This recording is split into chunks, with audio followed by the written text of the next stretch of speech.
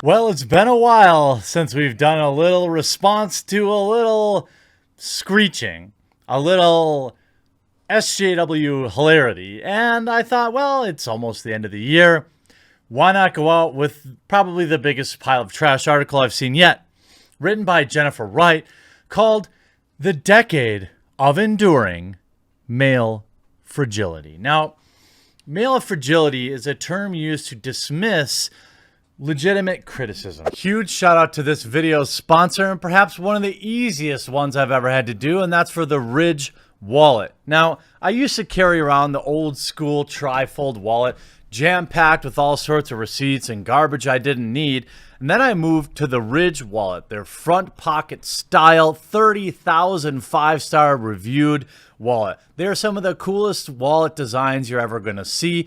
Seriously, every time I break this thing out, people are asking me about it. Most of my family members have already moved over to the Ridge wallet. Now, it took a few days to get used to not having a billfold in my back pocket, which, by the way, helped make my back feel a ton better. And now I'm loving it. There's a lifetime warranty on them if you love it, and free returns if you don't. Below, you'll find a unique URL where you can score a 10% discount on your Ridge wallet. Great for you, or a great gift idea. Pick up your Ridge wallet, save 10% today, and help support the channel. Now, are there fragile males out there? Of course. Are there fragile women out there? Of course. But see, it's not okay to brand fragile women as female fragility, as something to be fixed. And see, so many of the social justice minded people can't seem to figure out what it is that they want from their men, which is probably why they'll die alone. Because either you want men who are sensitive and feeling, or you want your toxic men. That's not the same person. And when you write an article that starts out with probably the biggest diarrhea of the mouth paragraph I've ever read, we know this person is likely going to spend her days shriveled up, angry at everyone. I always hated it! We're not in a post-feminist world, despite what some people would like you to believe. As we look back at 10 years of online harassment and unchecked rage from men who believe they're the, quote, real victim in modern society, it's clear that the playing field still has plenty of pitfalls for women. Certainly, Hollywood, just hiring for women's sake, and social media catering to women exclusively over men. These are things that are apparently unavailable to this author. She goes on to write, to grow up in the 90s and the early 2000s was to be bombarded with the message that women can do anything. That's true. I did grow up in these times, and that message was frequent. I have a twin sister, and she'd tell you the same thing.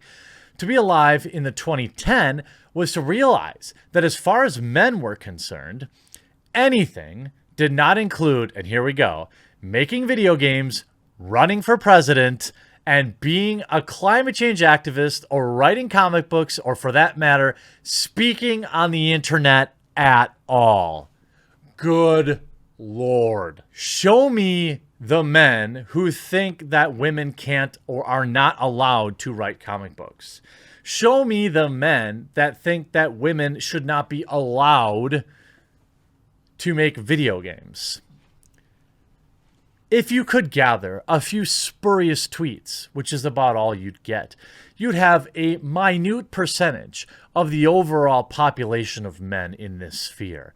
The same goes for, as obviously this person is referring to Gamergate, Comicsgate, Hillary losing. By the way, Hillary clearly could run for president, and if not for her own hubris, she probably would have won. If she had taken just a moment to campaign in the Rust Belt, she probably would have won. But of course, that is an individual bad decision that Hillary Clinton made, not a decision that was made by all women. But this article clearly seeks to take a few outliers of the allegedly male population and use it to smear all the males. They continue. Not because women could not do those things on a technical level. They could.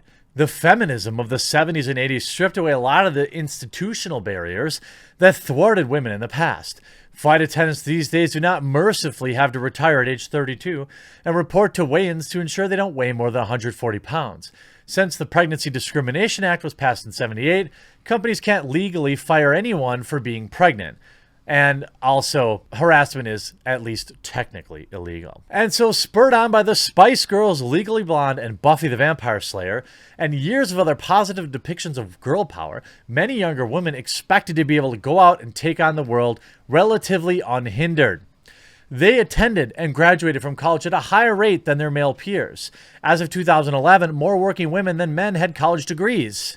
They were young, bright, and reasonably optimistic. To me, this sounds like there's a big problem for men out there, that there's an imbalance in who colleges accept and help graduate. But what the rhetoric did not prepare women for was in that the response to displays of female strength, many men would reveal themselves as to be fragile as eggshells.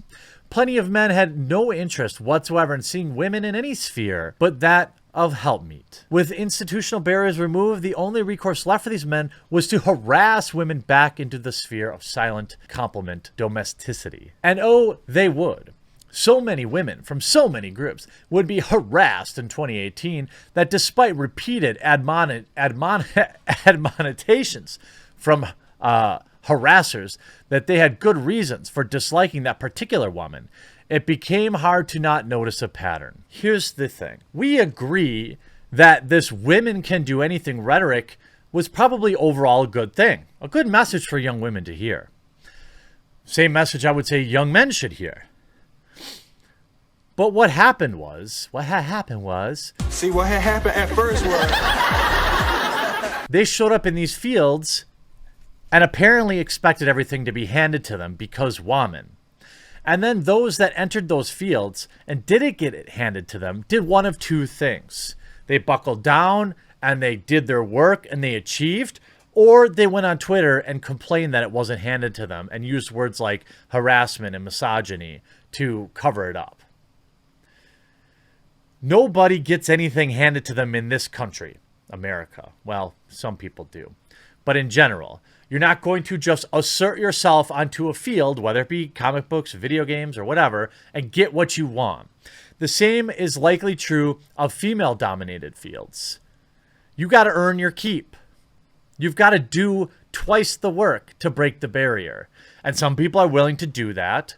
And some people are willing to write long-winded articles on the internet blaming men for their own failures. Perhaps a woman logging onto Twitter in 2010 would, if she was observant, had had a certain Cassandra-like quality, had been able to predict everything was to come. Men were angry, and because by 2010, 76% of adults were on the internet, and by 2011, 50% used social networking sites, they could use the internet to form groups. This ability was fantastic if you were looking for high school acquaintances, happy birthday, or to find people who enjoy the same obscure band you did, or wanted to swap vegetarian recipes. It was less fantastic insofar as it provided forums for misogynists to share images and opinions with minimal oversight. Ooh, free speech is just the worst, isn't it? Of course, this article completely ignores what is largely a female-driven movement in the cancel culture. It's interesting that this article doesn't talk about that. How the Me Too movement was largely run by females and male feminists and proved to do absolutely nothing to help women, but certainly destroyed a lot of innocent men's lives. I guess that they must have forgotten that happened. In 2014, Amanda Hess wrote about how when she was on vacation, a man started a Twitter account dedicated to harassing her with messages like, "Happy to say we live in the same state. I'm looking you up. When I find you, I'm going to do bad things to you." Hess was a writer, but this happened to women in every sphere. On a personal level, I have received many messages like that. I guess she forgot to include images of them. God, if only there were time to include that pesky evidence. Ooh, evidence. At first, I would call my mom and sob when I got them. Then they built up and they all melded together into this inseparable rat king of threats. And then if that rat king was forever sitting in my living room as a constant presence, I ceased to really pay attention to it. And if I thought about it at all, I didn't think of it as something that could be stopped. I figured it was normal. Well, maybe writing this article, antagonizing an entire group of people, men, and calling them fragile for, disagreeing with you, perhaps, that might be an issue. Perhaps moving past Gamergate, which happened 5 years ago. Now, I get it. This is a decade. But there was nothing about male fragility that was involved with that movement. There were overwhelmingly groups of people that wanted journalistic integrity. There was a small subsect of bad actors, by the way, on both sides. Both. These articles always conveniently forget. I'm saying, yes, there were bad actors in the pro-GG movement. Of course there were. Anytime you have this large group of people, you're going to have bad people in it. But there were also bad people on the anti-side. Famous people, powerful people, NFL punters, programmers, developers, doxing people, ruining careers. I guess they must have forgotten about that. Or maybe that didn't apply because reasons.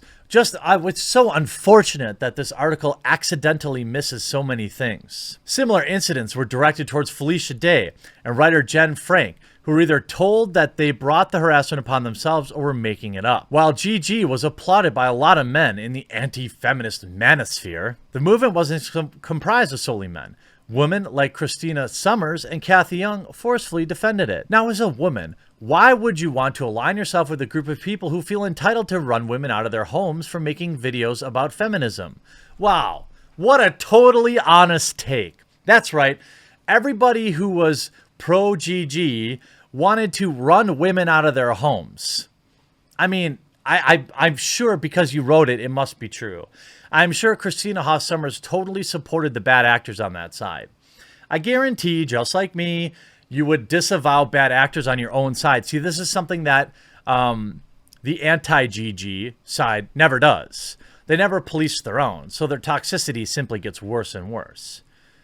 If you are one of the good ones, perhaps these men won't hurt you. Of course, if you do that, you have chosen to rely upon the gratitude of very bad men. That has always struck me as a rather risky strategy. Showing a tweet from 2014 from Christina Hoff Sommers saying, most gamers seem to support equality feminism. What they reject is modern male-bashing, propaganda-driven female chauvinism. I would agree with that. And you know what female chauvinism looks like? A 5,000-word essay talking about male fragility. Being fragile isn't an inherently male or female thing. It's about self-confidence and self-esteem. Then they go on to talk about Comicsgate and refer to it as a, quote, harassment campaign against Heather Antos and other women working in the comics industry commenced, led by those who were against diversity in comics, who felt like, among other things, that tough guy comic character Luke Cage pushing a baby carriage was some sort of liberal conspiracy. And again, a gross misrepresentation. It's using the extreme to define the mean, to define everybody.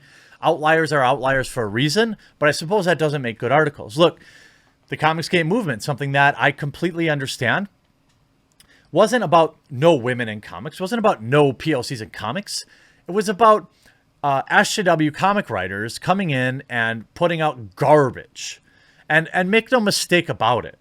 Someone like Heather Antos actively engaged in all of this.